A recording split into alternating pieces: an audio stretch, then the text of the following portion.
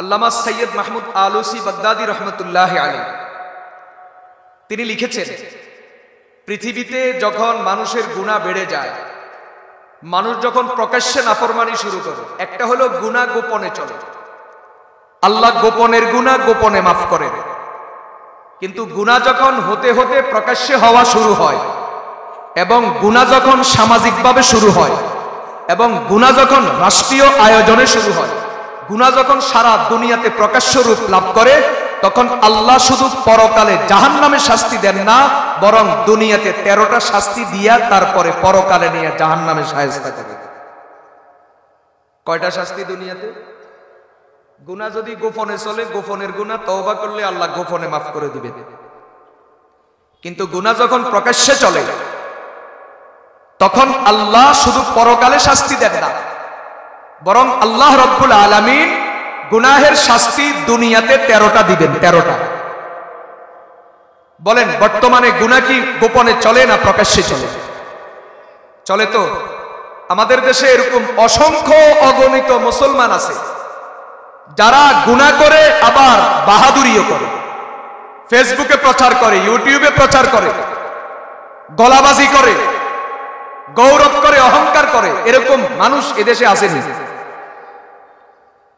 আমাদের দেশে কিছু ভাই আছে, ওরা গৌরব করে, ফেসবুকে আমার 5 লাখ ফলোয়ার আছে, আমার নামে এতগুলা গ্রুপ আইডি আছে, আমার নিজের এতগুলা আইডি আছে, এতগুলা ফেক আইডি, এতগুলা রিয়েল আইডি।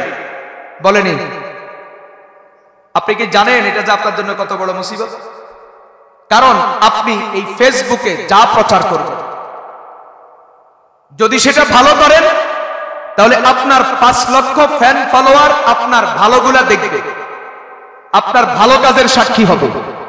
আর আপনি যদি আল্লাহর নাফরমানি হয়, কোরআন সুন্নাহর বিরুদ্ধে যায়, দ্বীন ইসলামের বিরুদ্ধে যায়, ঈমানের বিরুদ্ধে যায়, এমন কিছু যদি লিখেন, প্রচার করেন, ভিডিও বানায়া ছাড়েন, তো আপনার যত ফ্যান ফলোয়ার আছে, কোটি কোটি, লক্ষ লক্ষ, এরা সবাই আপনার গুনাহের সাক্ষী হয়ে যাবে। ঠিক না বেঠিক? কি মনে করেছেন? আপনি তো গৌরব করেন। কি ভাই, ঠিক আছে না চেয়ারম্যান সাহেব? আমাদের দেশে এরকম বহু মানুষ আছে, উল্টাপাল্টা প্রচার করে, উল্টাপাল্টা লেখে, উল্টাপাল্টা ভিডিও বানায়, অশ্লীলতা, নাফরমানি, বেহায়াপনা, যুব সমাজকে উস্কাইয়া দেওয়া, এরকম অসংখ্য প্রোগ্রাম, অসংখ্য বিষয় আজকে আমাদের দেশে বিভিন্ন সামাজিক যোগাযোগ মাধ্যমে ভেসে বেড়াচ্ছে। লিখে রাখেন, যারা এই কাজগুলো করছেন, আপনার গুনাহের কোটি কোটি সাক্ষী হয়ে যাইতেছে। পৃথিবীর যত মানুষ আপনার ভিডিওগুলো দেখবে, প্রত্যেকেই কিয়ামতের ময়দানে আপনার গুনাহের পক্ষে সাক্ষী হয়ে যাবে, আপনার বিরুদ্ধে সাক্ষী হবে, বাঁচতে পারবেন না। এটা প্রসঙ্গ বললাম। কথা বলতেছিলাম, মানুষ যখন প্রকাশ্যে গুনাহ করা শুরু করে, তখন আল্লাহ দুনিয়াতে 13টা শাস্তি দেন। 13টা শাস্তির একটা শাস্তি আজকে সকাল 9:30টার পরের ঘটনা। বলেন কি? আজকে সকাল 9:30টার পরের ঘটনা কি? আপনাদের বুঝার জন্য একটা কথা বলি। আর এই এলাকাতে আমি গতবারও মনে হয় 2-4টা প্রোগ্রামে চেয়ারম্যান সাহেবকে পাইছিলাম, খেয়াল আনি চেয়ারম্যান সাহেব।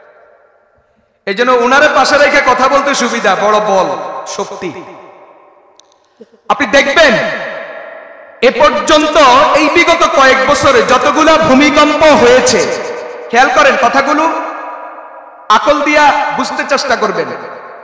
এ পর্যন্ত যতগুলো ভূমিকম্প হয়েছে, ভূমিকম্পের উৎপত্তি স্থল মায়ানমার, নেপাল, ভুটান, চীন, ভারতের পশ্চিমবঙ্গ অথবা বঙ্গোপসাগর, আর সেটার ধাক্কা এসে আমাদের বাংলাদেশে লাগছে। কিন্তু আজকের ভূমিকম্পের উৎপত্তি স্থল কোথায় একজনে বলেন? কোথায় জানেন? আমাদের দুই পাশ, কুমিল্লা, রামগঞ্জ। কি বুঝলেন? যুবক, নাফরমানি আরো করো, আরো করো। আল্লাহরে কত নারাজ করবা? আরো করো। গুনাহ কত করবা? আরো করো। সারা রাত বিভিন্ন অশ্লীল সাইট নিয়ে পড়ে থাকো, ফেসবুকে উল্টাপাল্টা আরো লিখো, দ্বীন ইসলামের বিরুদ্ধে আরো দাঁড়াও, নাফরমানি আরো করো, জেনাবা বিচার, অশ্লীলতা, নোংরামি আরো করো। পরিণতি কি? এ পর্যন্ত অতীতের কয়েক বছরের ইতিহাস, ভূমিকম্পগুলো শুরু হয় পশ্চিমবঙ্গ থেকে, শুরু হয় মায়ানমার থেকে, শুরু হয় ভুটান থেকে, শুরু হয় নেপাল থেকে, শুরু হয় গভীর বঙ্গোপসাগর থেকে, কিন্তু তোমাদের নাফরমানির কারণে, এই বাঙালি জাতির নাফরমানির কারণে আল্লাহর গজব আস্তে আস্তে এখন বাংলাদেশের নাবির উপরে চলে আসছে। আজকের ভূমিকম্পের উৎপত্তি স্থল কুমিল্লা, রামগঞ্জ। তার মানে রব্বুল আলামিন আমাদেরকে মেসেজ দিচ্ছেন, সাবধান হও, তওবা করো, না হয় গজব আসবে, তলাইয়া যাইবা, বাঁচতে পারবা না। মুসলমান, পৃথিবীর বিজ্ঞানের উন্নতি যতই হোক না কেন, আজ পর্যন্ত পৃথিবীতে এমন কোন বিজ্ঞান আবিষ্কার হয় নাই যেই বিজ্ঞান ভূমিকম্প রোখাইতে পারে, যেই বিজ্ঞান ভূমিকম্প থেকে মানুষকে বাঁচাইতে পারে। এমন কোন বিজ্ঞান পৃথিবীতে জন্ম হয় নাই, কিয়ামত পর্যন্ত আদৌ হবে না। হ্যাঁ, এতটুকু হতে পারে, ভূমিকম্পের পরে কয়জন মারা গেছে এটা লাশ দাফন করতে পারে। কথা বলো, দুনিয়ার মানুষের ক্ষমতা কি আছে বলেন? ক্ষমতা কি? কয়জন মরছে? যেমন এই যে ফেব্রুয়ারি মাসে, 2023-এর ফেব্রুয়ারি মাসে তুরস্কে ঘটেছে, রাতের 4:15টায়, 1 মিনিট থেকে কম, মাত্র 39 সেকেন্ড। আপনি পড়েন আল্লাহর কুদরত কত শক্তিশালী। পৃথিবীতে কোনো ভূমিকম্প 1.5 মিনিটের বেশি যায় না এ পর্যন্ত। আপনি রেকর্ড পড়েন, কোন ভূমিকম্প 1.5 মিনিটের বেশি যায় নাই। আধা minute, 40 second, 45 second, 55 second, 1 minute, এতটুকু ভূমিকম্প। আল্লাহ রাব্বুল আলামিন একটু ঝাঁকুনি দিয়েছেন তুরস্ককে, মাত্র 39 সেকেন্ড ঝাঁকুনি দিয়েছেন। 39 সেকেন্ডের ঝাঁকুনিতে তুরস্কে 45,000 মানুষ মারা গেছে। বলেন, আল্লাহ ওই ঝাঁকুনি যদি বাংলাদেশে দেন, আজকে সকালে ঝাঁকুনি কতটুকু? আমার হিসাব মতে সর্বোচ্চ 5 থেকে 6 সেকেন্ড। আমার কাছে এরকমই মনে হয় সর্বোচ্চ। আমার ছেলেটা একটু মেজাজ, আমি ভাবছিলাম ও হয়তো কোনটা নিয়ে তার মার সাথে রাগ কইরা, বাচ্চার বয়স 6 বছর, ও মনে হয় কোনটা নিয়ে মার সাথে রাগ কইরা মনে হয় ঘরের ধাক্কাইতেছে। পরে আমি মনে করলাম কি, এটা তো টিনের ঘর, এটা বিল্ডিং। আমার মেজবোনের সাথে ফোনে কথা বলতেছি, মেজবোন বলে আমি মনে করছি ছাদের উপর কোনটা লাফাইতেছে। আমি ভাবছি আমার বাচ্চা হয়তো তার মার সাথে কোনটা নিয়ে রাগ করে ঘরের ধাক্কাইতেছে। পরে বুঝলাম কি, এটা তো সাততলাই বিল্ডিং, এটা তো বাচ্চা ধাক্কা দিয়ে নাড়াইতে পারবে না। লাভ মেরা বাচ্চার কোলে নিয়ে একবারে সামনে আসলাম, থেমে গেছে মাত্র 5 থেকে 6 সেকেন্ড। কিন্তু এতটুকুতে আল্লাহ রাব্বুল আলামিন গোটা বাংলাদেশকে তোলপাড় করে দিলেন। যদিও জানমালের কোনো ক্ষয়ক্ষতির সংবাদ শোনা যায় না, কিন্তু রব্বুল আলামিন একটু মেসেজ দিয়ে দিলেন, তোমাদের সারা দুনিয়ার যত শক্তি, সারা দুনিয়ার যত জ্ঞান বিজ্ঞান, শুনে রাখো আমার কুদরতের 1 সেকেন্ডের একটা ঝাঁকুনির কাছে সব কিছু ফাটা ফাটা, ঠিকটা ঠিক। তুরস্কে মাত্র 39 সেকেন্ড রব্বুল আলামিন এই ফেব্রুয়ারি মাসে একটু নাড়া দিয়েছেন, ঝাঁকুনি দিয়েছেন, তো 45,000 চলে গেছে। মেরে দোস্ত, আজ থেকে আপনি কি বলেন, চীন কি আমাদের চেয়ে দুর্বল না শক্তিশালী? এটা স্বীকার করেন তো। আমাদের বাংলাদেশের চেয়ে চীন কি দুর্বল না শক্তিশালী? কেমন শক্তিশালী? যারা মাঝে মাঝে আমেরিকারও হুমকি দেয়। কি বলেন? আমেরিকাকেও কি দেয়? হুমকি দেয়। মাঝে মাঝে রাশিয়াকেও হুমকি দেয়, মাঝে মাঝে এইদিকে হুমকি ছাড়ে, মাঝে মাঝে ওইদিকে হুমকি ছাড়ে। বিশ্বের অন্যতম এক পরাশক্তির নাম চীন। সেই চীনের মতো দেশ 1556 সালে আল্লাহ রাব্বুল আলামিন একটা ভূমিকম্প মাত্র 1.5 মিনিট স্থায়ী করে 8.5 লক্ষ মানুষকে রব্বুল আলামিন দুনিয়া থেকে নিয়ে গেছেন। 2004 সাল পরে ইন্দোনেশিয়া আমাদের চেয়ে অনেক ভালো আছে, তারা আমাদের চেয়ে অনেক আগানো। তারা ইন্দোনেশিয়া বিশাল এক রাষ্ট্র। সেই ইন্দোনেশিয়া 2004 সালে একটা ভূমিকম্প হয়েছে, পরবর্তী সুনামি আসছে, 2,27,000 মানুষ মারা গেছে। কিন্তু এটা যদি বাংলাদেশে হয় কয় লাখ মরবে বলেন? বাংলাদেশ ঘনবসতি কিনা বলেন? অন্য দেশের তুলনায়, ইন্দোনেশিয়ার তুলনায় বাংলাদেশ ঘনবসতি কিনা?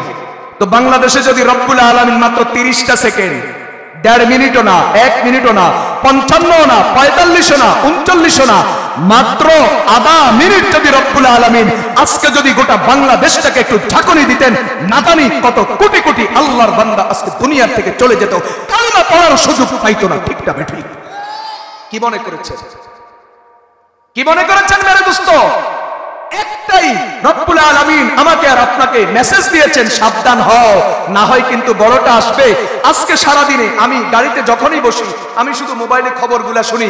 আজকে প্রত্যেকটা সংবাদ মাধ্যম এটাই শুধু বারবার বলে, বাংলাদেশের সামনে মহা বিপর্যয় আসতেছে, বড় ধরনের ঘূর্ণিঝড় আসতেছে, বড় ধরনের ভূমিকম্প আসতেছে, যেখানে লাখ লাখ মানুষের ক্ষয়ক্ষতি হয়ে যাবে। ঠিক না বেঠিক? বাঁচার উপায় কি বলেন? বাঁচার উপায় কি? একটাই বাঁচার উপায়, আল্লাহর কোরআন যেমন বলছেন, নবীজি যেমন বলছেন, একটাই বাঁচার উপায়, তওবা করতে হবে, আল্লাহর কাছে ক্ষমা চাইতে হবে, নাফরমানি ছাড়তে হবে, তবেই রব্বুল আলামিন আমাদেরকে হেফাজত করবেন। ঠিক না বেঠিক? দেখেন আমরা পৃথিবীর মানুষ কেমন অবস্থার মধ্যে আছি। গোটা পৃথিবীতে প্রতি বছর বাংলাদেশ কখনো, তুরস্ক কখনো, আমেরিকা কখনো, চায়না কখনো, জার্মান কখনো, রাশিয়া কখনো, গোটা পৃথিবীতে প্রতি বছর 100-র উপরে ভূমিকম্প হয়। মেরে দোস্ত, এটা পৃথিবীর মানুষের জন্য একটা মহা সতর্কতা। আরেকটা আপনাদেরকে বলি, আজকে পৃথিবীতে সাগরের নিচ থেকে আগুন বের হয়, জানেন আপনারা? এই 2022 সালের 15ই ফেব্রুয়ারি প্রশান্ত মহাসাগরের তলা থেকে আগুন বাইর হইয়া উপরের দিকে উঠতে উঠতে 21 কিলোমিটার পর্যন্ত আগুন উঠছে, এবং আগুন থেকে যে বিকট আওয়াজ বাইর হয়েছে, 800 কিলোমিটার দূরে প্রশান্ত মহাসাগরীয় দ্বীপ রাষ্ট্র টোঙ্গা পর্যন্ত 800 কিলোমিটার পর্যন্ত আগুনের বিকট আওয়াজ শোনা গেছে। মাত্র 8 মিনিট সাগরের পানির উপরে আগুন জ্বলছে। রব্বুল আলামিন বুঝাইয়া দিলেন, তোমরা যেই জমিনে বসবাস করো, এই জমিনের নিচে আগুন, এই জমিনের উপরে আগুন। এজন্য কিয়ামতের আগে, কিয়ামতের বড় বড় 10টা আলামতের একটা আলামত আল্লাহ কোরআনে বলছেন, ফারতাকিব ইয়াওমা তাতিস সামাউ বিদুখানিম মুবিন। ওগো নবী, আপনার উম্মতকে বলে দেন, অপেক্ষায় থাকো, আসমান থেকে প্রকাশ্যে আগুন, ধোঁয়া আসবে। ধোঁয়া কেন আসবে? কারণ আসমানে আগুন আছে। আমরা ওই পৃথিবীতে বসবাস করি যেই পৃথিবীর উপরে আগুন, এমন পৃথিবীতে বসবাস করি যেই পৃথিবীর সাগরের নিচে আগুন, এমন পৃথিবীতে বসবাস করি যেই পৃথিবীর মাটির নিচে আগুন। আপনি পড়েন, ইন্টারনেটে ঢুকেন, যুবকদেরকে বলি, ইন্টারনেটে ল্যাংড়া ছবি অনেক দেখছেন, টিকটক অনেক দেখছেন, গুনাহ অনেক করছেন, নাফরমানি অনেক করছেন, বিভিন্ন উল্টা পাল্টা সাইটে অনেক ভিজিট করছেন। মেহেরবানি করে বাদ দেন, আল্লাহর কুদরত একটু পড়েন। এই পৃথিবীতে বিভিন্ন অঞ্চলে কমপক্ষে 1 লক্ষ আগ্নেয়গিরি আছে। প্রতি বছর পৃথিবীতে নতুন নতুন করে কমপক্ষে 60টা আগ্নেয়গিরির জন্ম হয়। আগ্নেয়গিরি মানে কি? হঠাৎ মাটির নিচ থেকে আগুন বের হয়, হঠাৎ মাটির নিচ থেকে আগুন বের হয়। আজকে এখানে, কালকে এখানে, পরশু এখানে, ও এখানে, ও ওখানে, ও ওখানে, এইভাবে পৃথিবীতে কমপক্ষে 1 লক্ষ আগ্নেয়গিরি আছে। মেরে দোস্ত, এই পৃথিবীতে বসবাস করি যেই পৃথিবীর মাটির নিচে আগুন, ওই পৃথিবীতে বসবাস করি যেই পৃথিবীর সাগরের নিচে আগুন, ওই পৃথিবীতে বসবাস করি যেই পৃথিবীতে আসমান থেকে আসবে আগুন, ওই পৃথিবীতে বসবাস করি যেই পৃথিবীতে রব্বুল আলামিন বছরে কমপক্ষে 100 বার বিভিন্ন অঞ্চলে একটু ধাক্কা দিয়া বারবার আমাদেরকে সতর্ক করে, এরে বান্দা, আমি তোর জন্য প্রস্তুত, ফিরে আয়, গুনাহ ছাড়, নাফরমানি ছাড়, এখনো সুযোগ আছে, তওবার দরজা এখনো বন্ধ হয় নাই। আমি পূর্ব আকাশে, পশ্চিম আকাশে, হাদিস শরীফে আছে, তোর তওবা কবুল করার জন্য একটা দরজা খুলে রাখছি, দরজার নাম দিছি তওবার দরজা। এখান দিয়ে তোর তওবা উঠবে, আমি তোর তওবা কবুল করব। এখনো তোর জন্য তওবার রাস্তা বন্ধ করে নাই, তওবা কর, ক্ষমা চা, আমি আল্লাহ ঘূর্ণিঝড় মাফ করে দিব, ভূমিকম্প মাফ করে দিব, সাগরের নিচ থেকে আগুন উঠবে না, জমিনের নিচ থেকে আগুন উঠবে না। আল্লাহ তোমার আসমানি জমিনি আযাব গজব থেকে হেফাজত করবেন। ঠিক না বেঠিক? কিন্তু মুসলমান, সতর্ক হওয়ার সময় কোথায়? সময় কোথায়? বলেন, বাঁচার উপায় কি? বাঁচার উপায় কি?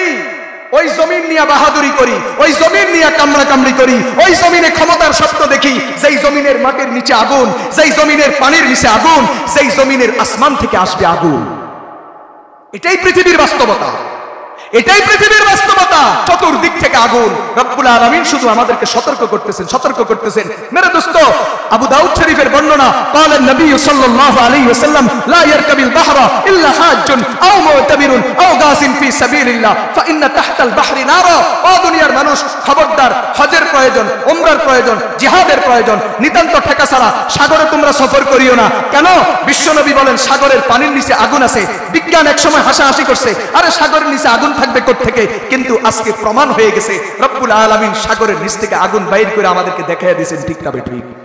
মুহাদ্দিসিনে হাদিসের ব্যাখ্যায় লিখেছেন, আল্লাহ রাব্বুল আলামিন কিয়ামতের দিন পৃথিবীর বড় বড় সাগর, মহাসাগরগুলোকে জাহান্নামের আগুন দিয়া ভরাইয়া দিবেন। বাঁচবেন কেমনে? কি দিয়া বাঁচবেন? বাঁচার কোনো উপায় নাই।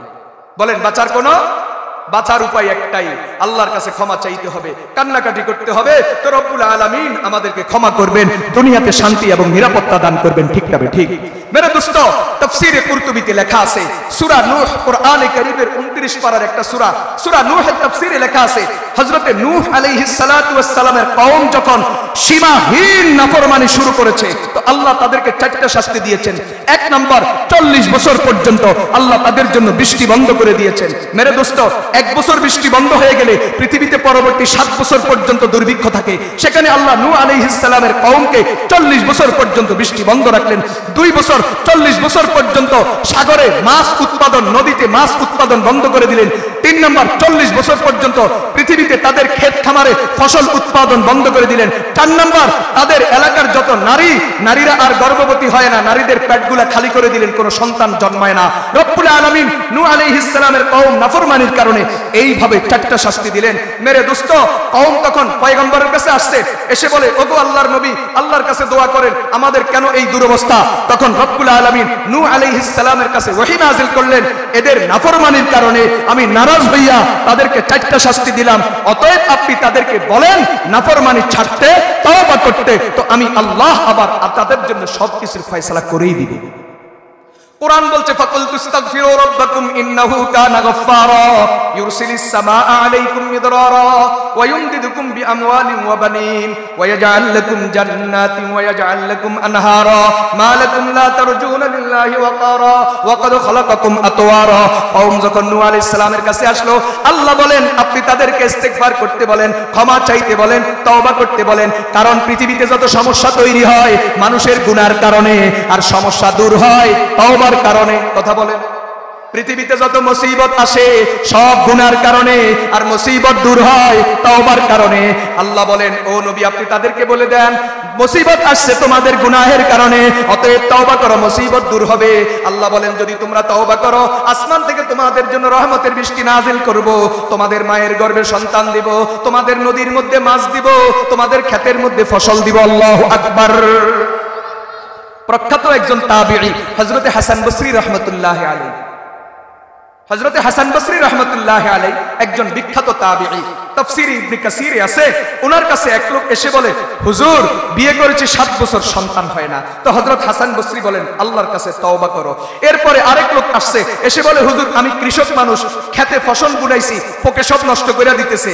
হযরত হাসান বসরি বলেন আল্লাহর কাছে তওবা করো, ইস্তিগফার করো। কিছুক্ষণ পরে আরেক লোক আসলো, এসে বলে, হুজুর আমি জেলে মানুষ, নদীতে মাছ শিকার করে খাই, এখন আর নদীতে কোনো মাছ পাওয়া যায় না। হাসান বসরি বলেন ইস্তিগফার করো। আরেক লোক এসে বলে, হুজুর আমাদের এলাকাতে আজকে অনেক দিন পর্যন্ত বৃষ্টি নাই, অনাবৃষ্টিতে কষ্ট পাইতেছি। হাসান বসরি বলেন ইস্তিগফার করো।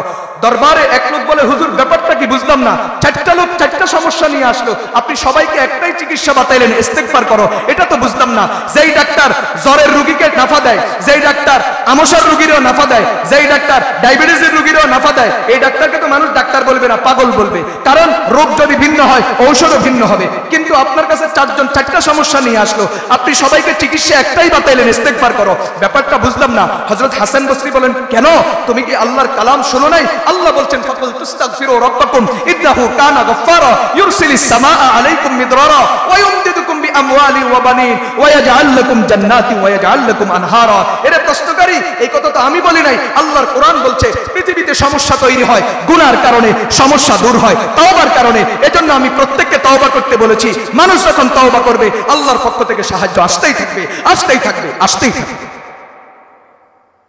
কথা বলেন, বাঁচার উপায় কি?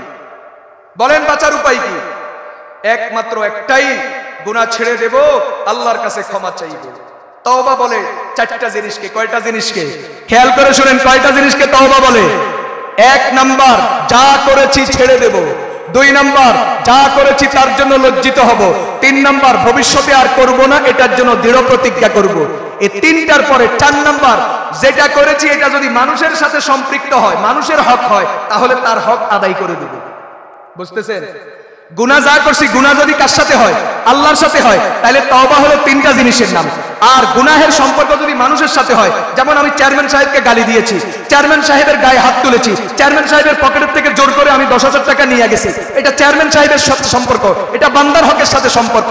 যদি গুনাহটা বান্দার হকের সাথে সম্পর্ক হয় তাহলে 3টা দিয়া তওবা হবে না, 4 নাম্বারটা লাগবে, হয়তো চেয়ারম্যান সাহেবের কাছে মাপ চেয়ে নিব অথবা তার ক্ষতিপূরণ দিয়া দিব। কথা বলেন ঠিক না ঠিক? বলেন তওবা কয়টা জিনিসের নাম? কয়টা জিনিসের নাম? 4টা জিনিসের নাম তওবা। 1 নম্বর যা করেছি ছেড়ে দেব, 2 নম্বর যা করেছি লজ্জিত হব, 3 নম্বর ভবিষ্যতে করব না, ওয়াদা করব। আর এটা যদি বান্দার হকের সাথে সম্পৃক্ত হয় তো বান্দার সাথে পরিষ্কার করে নিব। ঠিক না ঠিক? এই 4টা জিনিসের নাম তওবা। মেরে দোস্ত, কেউ যদি এই 4টা শর্ত মেনে যদি তওবা করে, রব্বুল আলামিন বলেন লাফাতাহনা আলাইহিম বারাকাতিন মিনাস সামাই ওয়াল আরদ, আসমান এবং জমিন থেকে আমি সব বরকতের রাস্তা তোমাদের জন্য চালু করে দেব। দুনিয়ার থেকে সকল মুসিবত আর বিপদ আপদ আমি আল্লাহ দূর করে দিব। ওয়াদা করতেছেন কে? বলেন ওয়াদা করতেছেন কে? আর যদি গুনাহ চলতেই থাকে তো 13টা মুসিবত আসবে। 13টা মুসিবতের প্রত্যেকটা মুসিবত দুনিয়ার মানুষের জন্য এক কঠিন পরীক্ষা। 13টা মুসিবতের একটা মুসিবতের নাম ভূমিকম্প আসবে। আমি আপনাদেরকে জিজ্ঞাসা করতে চাই, গোটা পৃথিবীর সকল শক্তি একত্রিত হলে ভূমিকম্প থেকে বাঁচার কোনো উপায় আছে? বাঁচার উপায় একটাই, তওবা। তওবার শক্তি সবচেয়ে মজবুত শক্তি। তওবা করব তো রব্বুল আলামিন আমাদেরকে ক্ষমা করে দিবেন। মেরে দোস্ত, একখানা হাদিস পড়েছি আব্দুল্লাহ ইবনে আব্বাস রাদিয়াল্লাহু তাআলা আনহুমা, তিনি বলছেন, হাদিসের উপর বিস্তারিত কথা বলবার সময় নাই, শুধু হাদিসের তরজমা শোনায় দিই। হযরত ইবনে আব্বাস বলেন, মা যাহারাল গুলুলু ফি কওমিন ইল্লা আলকাল্লাহু ফি কুলুবিহিমুর রুবা। মেরে দোস্ত, পৃথিবীর কোন এলাকার মানুষ যদি দুর্নীতি করা শুরু করে তো আল্লাহ তাদের অন্তরে ভয় ঢুকাইয়া দিবেন, মরণের ভয়, শত্রুর ভয়, বিভিন্ন রকমের ভয় আর আতঙ্ক তাদের দিলের মধ্যে পয়দা করে দিবেন। 2 নম্বর, ওয়ালা ফাশাজ জিনা ফি কওমিন ইল্লা কাসুরা ফিহিমুল মাউত। যদি জেনা ব্যভিচার চলতে থাকে আল্লাহ ওই এলাকাতে মহামারী লাগাইয়া দিবেন। কি লাগাইয়া দিবেন? বলেন, জেনা ব্যভিচার চললে আল্লাহ কি লাগাইয়া দেন?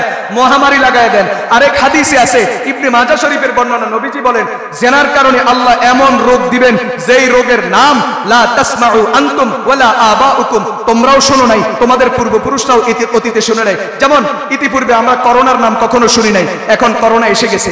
এখন তো শুনতেছি সামনে আরেক ভাইরাস আসবে, না জানি সেটা কোন গজব নিয়ে আসে। মেরে দোস্ত, আজ থেকে 20 বছর 50 বছর আগে আমাদের দেশের মানুষ এইডস নামে কোনো গজবের নাম শুনে নাই। এখন জেনা ব্যভিচারের কারণে, অশ্লীলতার কারণে এইডসের রোগ তৈরি হয়নি। কথা বলেন ঠিক না ঠিক? আল্লাহ নতুন নতুন রোগ দিয়া এইভাবে গণমৃত্যু দিয়া দিবেন, মহামারী দিয়া দিবেন জেনার কারণে। 3 নম্বর, নবীজি বলেন, ওয়ামা নাকাসা কওমুন আল মিকিয়াল ওয়াল মিজানা ইল্লা কুতিআ আনহুমুর রিজকু। যদি মানুষ মাপে কম দেয়, মাপে যদি ভেজাল করে, 2 নম্বরকে 1 নম্বর বানায়, 1 নম্বরকে 2 নম্বর বানায়, তো আল্লাহ ওই এলাকাতে অভাব লাগায় দেন, দুর্ভিক্ষ লাগায় দেন। আমাদের দেশে ব্যবসার নামে ডাকাতি আসেনি? আসেনি?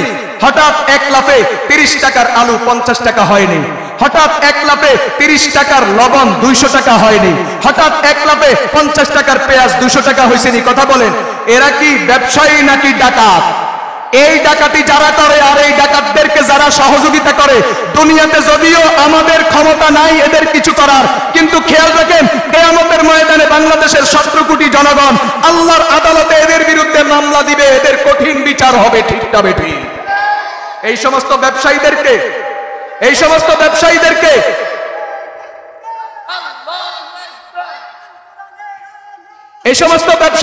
মেরে দোস্ত, এই সমস্ত ব্যবসায়ীদেরকে কিয়ামতের ময়দানে রব্বুল আলামিন চিৎ করে উপর করে শোয়াবেন, আর বাংলাদেশের 17 কোটি জনগণ তাদের পেটের উপর দিয়া লাথি মারতে মারতে যাবে। কথা বলেন ঠিক না ঠিক?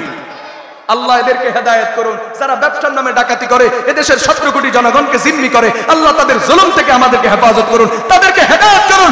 যদি তাদের কপালে হেদায়েত না থাকে তো 17 কোটি জনগণের স্বার্থে বলবো, আল্লাহ তাদেরকে তাদের আল্লাহর গজব দিয়ে ধ্বংস করুন। ঠিক না ঠিক? ব্যবসার নামে ডাকাতি আসেনি? নবীজি বলেন, যদি ব্যবসার নামে ডাকাতি চলে ওই এলাকাতে অভাব দেখা দেয়। 4 নম্বর, নবীজি বলেন, ওয়ালা হাকামা কওমুন বিগাইরি হাক্কিন ইল্লা ফাশা ফীহিমুদ দাম। যেই দুনিয়াতে, যেই দেশে বিচারের নামে অবিচার চলে সেখানে খুন খারাপি বেড়ে যায়। 5 নম্বর, ওয়ালা খাতারা কওমুন বিল আহদি ইল্লা সুল্লিতা আলাইহিমুল আদুব্বু। যদি মানুষ ওয়াদা ভঙ্গ করে তো রব্বুল আলামিন তাদের উপরে তাদের দুশমনকে চাপাইয়া দেন।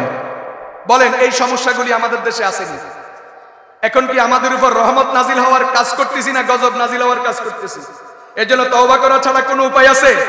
প্রসঙ্গ আসছে জেনার কথা, বলছি শুনেন। তাফসীর ইবনে কাসিরে লেখা আছে, যখন মানুষ জেনায় অভ্যস্ত হয় আল্লাহ 6টা শাস্তি দেন। কয়টা শাস্তি? তিনটা দুনিয়াতে, তিনটা আখিরাতে। এক নাম্বার শাস্তি, আল্লাহ রাব্বুল আলামিন তার চেহারার নূর নষ্ট করে দিবেন। দুই নাম্বার শাস্তি, আল্লাহ রাব্বুল আলামিন তাকে অল্প বয়সে মৃত্যু দিয়া দিবেন। তিন নাম্বার শাস্তি, আল্লাহ তার রিজিক কমায়া দিবেন। আখিরাতে তিনটা শাস্তি। এক নাম্বার, আল্লাহ তার দিকে রহমতের নজরে তাকাবেন না। দুই নাম্বার, তার হিসাব বড় কঠিন হবে। তিন নাম্বার, সে চিরস্থায়ী জাহান্নামী হবে। সহিহ বুখারীর বর্ণনায় আছে 6টা কারণে মানুষের ঈমান যেতে পারে, তার মধ্যে একটা কারণ, জিনা করলে ঈমান চলে যায়। বলেন বাঁচার উপায় কি? বলেন বাঁচার উপায় কি? তওবা করা ছাড়া আর কোন উপায় আছে? বলেন কয়টা গুনার কারণে ঈমান যায়? 6টা সহিহ বুখারীর বর্ণনা, 6টা গুনার কারণে ঈমান যায়। এখন তুমি তার মধ্যে একটা গুনার নাম জিনা। এখন তুমি প্রেমের মাধ্যমে জিনা করো, ফরকিয়ার মাধ্যমে করো, যেমনেই করো, জিনায় যদি অভ্যস্ত হও, জিনার সাথে যদি সম্পর্ক রাখো, তো রব্বুল আলামিন তোমাকে বেঈমান বানায়া মৃত্যু দেওয়ার আশঙ্কা আছে। আর দুনিয়া আখিরাতে তোমার জন্য 6টা আযাব অপেক্ষা করতেছে। এজন্য ভাই একটাই কথা, আজকে আমাদেরকে 2-4 সেকেন্ড আল্লাহ একটু সতর্ক করছেন। যদি আমরা সতর্ক না হই, তো এটা আমাদের কথা না, আপনাদের বাংলাদেশের সংবাদ মাধ্যমের কথা। ওরাই বলতেছে, আশঙ্কা হইতেছে বাংলাদেশে বড় ধরনের বিপর্যয় আসবে। কথা বলেন ঠিক না বেঠিক? আল্লাহ আমাদের সকলকে তৌফিক দান করুন। মেরে দোস্ত, হাদিস শরীফে আছে মানুষের জিন্দেগিতে বরকত আসে, আল্লাহর পক্ষ থেকে রহমত আসে। এমনকি আল্লাহ পাক তওবা তাড়াতাড়ি কবুল করেন 15টা আমলের কারণে। তার মধ্যে একটা আমল বেশি বেশি দান খয়রাত করার। বলেন কিসের কারণে? আমি শেষ মুহূর্তে 5 মিনিট, আমি আগেই বলছি, সময় বলে দিছি, আমি এতক্ষণ পর্যন্ত আলোচনা করব। পরবর্তী মেহমান আসতেছে, 5 মিনিট আপনাদের কাছে মাদ্রাসার জন্য একটু সহযোগিতা চাই।